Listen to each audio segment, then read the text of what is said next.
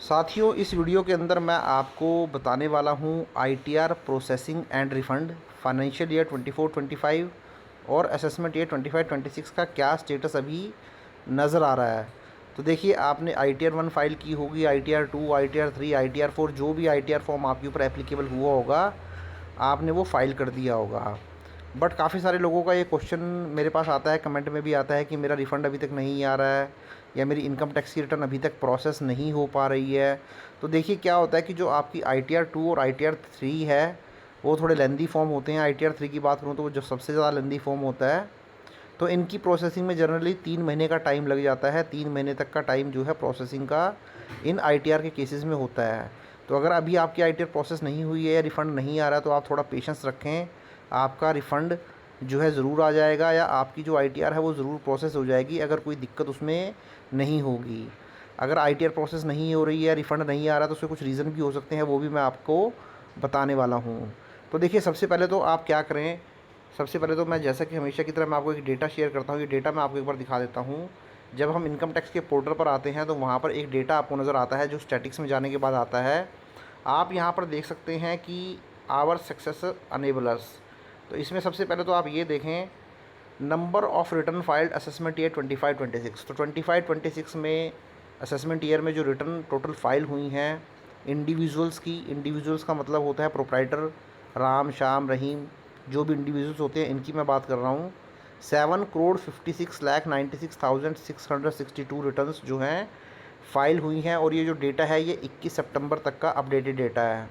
तो 7,56,00,000 रिटर्नें जो हैं फ़ाइल की गई। अब मोस्ट इम्पोर्टेंट आप देखें, उसमें से जो रिटर्न वेरीफाई हुई हैं वो हुई हैं 6,81,35,644। तो अभी भी आप देख सकते हैं करीब करीब 70 लाख रिटर्न्स ऐसी हैं जो कि वेरीफाई नहीं कराई गई हैं। तो आप वेरिफिकेशन करा सकते हैं, या तो आप ऑनलाइन मोड में करा लीजिए। ई वेरीफाई करने का आपको या वेरीफाई करने का 30 दिन का टाइम मिलता है from the date of filing of your return. तो ध्यान से अपनी इनकम टैक्स रिटर्न को ज़रूर वेरीफाई करा लें। अब वेरीफाई आप कैसे कर सकते हैं, जैसे कि मैंने आपको बताया कि आप आधार ओटीपी से कर सकते हैं ऑनलाइन मोड में, या फिर नेट बैंकिंग से भी कर सकते हैं, या फिर आप अपनी हार्ड कॉपी को सीपीसी बेंगलुरु के एड्रेस पर सेंड कर सकते हैं फ़िज़िकल कॉपी साइन करने के बाद। तो ये दोनों ही तरीके आप अपना सकते हैं, बट जो ऑनलाइन वाला ऑप्शन है वो ज़्यादा ईजी रहेगा। तो अभी भी 70 लैक्स रिटर्न ऐसी हैं जो कि वेरीफाई नहीं कराई गई हैं। अब मोस्ट इंपॉर्टेंट चीज़ देखिए, 4,96,13,696 रिटर्नों को प्रोसेस कर दिया गया है। तो ये जो 4,96,00,000 रिटर्न प्रोसेस हुई हैं, ये आप काउंट करेंगे आउट ऑफ जो रिटर्न वेरीफाई की गई 6,81,00,000। तो करीब करीब 72% रिटर्न्स जो हैं वो प्रोसेस कर दी गई हैं। अब इन रिटर्न्स के अंदर आपकी आईटीआर 2 भी आ जाती हैं, 3 भी आ जाती हैं, 1 भी आ जाती हैं, 4 भी आ जाती हैं।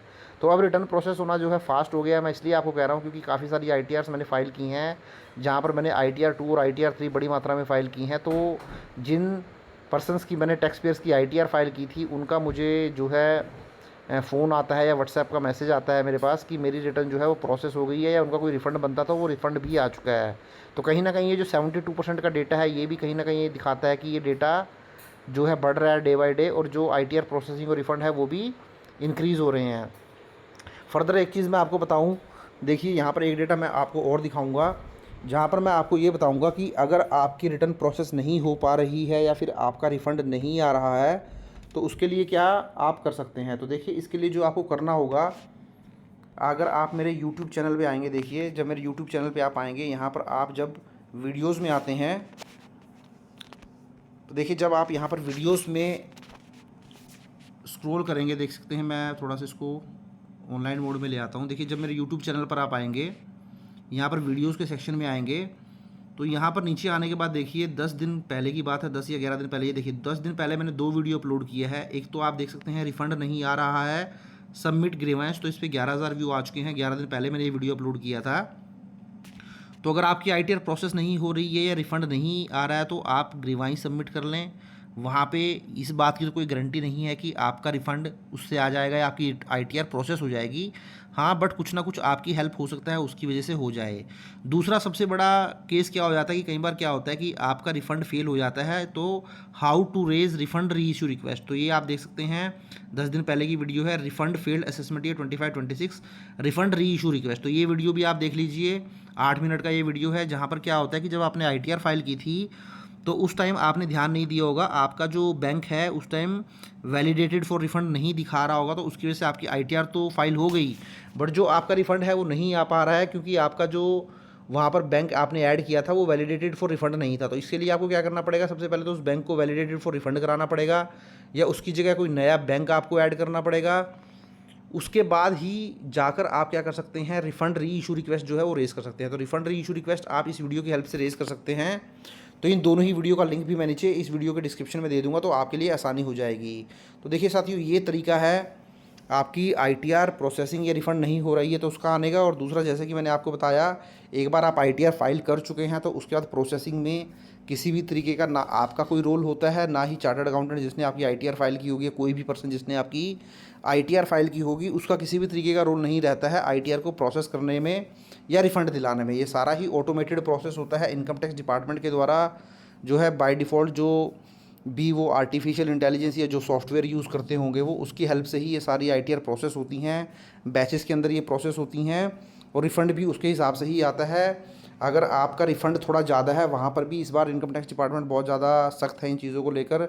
अगर ज़्यादा रिफ़ंड आपने क्लेम किया है, सपोज़ करें 50,000 से ज़्यादा का रिफ़ंड अगर आपका है, तो वहाँ पर भी डिपार्टमेंट थोड़ा टाइम लेता है, सारी ही चीज़ों को क्रॉस चेक करता है, कहीं आपने गलत डिडक्शन या एग्जम्पशन क्लेम तो नहीं की हैं, या किसी भी तरीके से आपकी जो इनकम है वो मिसमैच तो नहीं है, आपने कहीं लोअर साइड में इनकम डिस्क्लोज़ तो नहीं की है, तो जिसकी वजह से आपका रिफ़ंड आने में दिक्कत होती है। तो ऐसी दिक्कत वाली बात वैसे होगी नहीं, रिफ़ंड भी आपका आ जाएगा, आपकी इनकम टैक्स की रिटर्न भी प्रोसेस हो जाएगी, बस थोड़ा आप पेशेंस बना के रखें।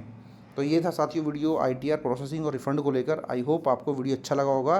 वीडियो अच्छा लगा है उसको लाइक करें, शेयर करें, और चैनल को अगर सब्सक्राइब नहीं किया तो चैनल को भी ज़रूर सब्सक्राइब कर लें। इसके अलावा मैंने एक जो चैनल है और जो है मैंने बनाया है, जहाँ पर मैं टैली और अकाउंटिंग से रिलेटेड जो है आपको नॉलेज प्रोवाइड करूँगा, क्योंकि काफ़ी सारे कमेंट मुझे ऐसे आते थे कि आप जो है अकाउंटिंग और टैली से रिलेटेड भी जो है कुछ वीडियोस अपलोड करना शुरू करें। तो उसके लिए मैंने एक नया चैनल ओपन किया है, उस चैनल का लिंक भी मैं नीचे इस वीडियो के डिस्क्रिप्शन में दे दूँगा, तो आप वो भी एक बार सब्सक्राइब कर लें। Thank you very much.